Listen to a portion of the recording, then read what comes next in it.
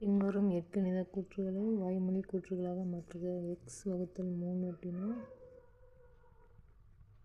எக்ஸை 3ஆல் வகுக்க. 11 கூட்டல் 10 எக்ஸ்னு எக்ஸின் 10 மடங்குடன் 11ஐ கூட்டுக. 70 எஸ்னா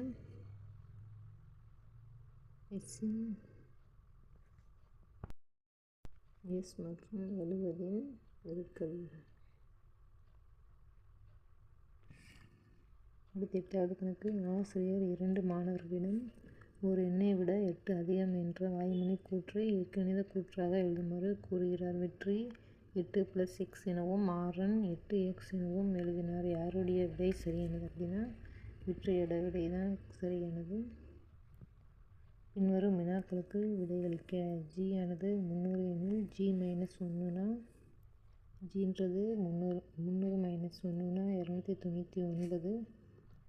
ஜி கூட்டல் 1னா 300 கூட்டல் 1னா 301.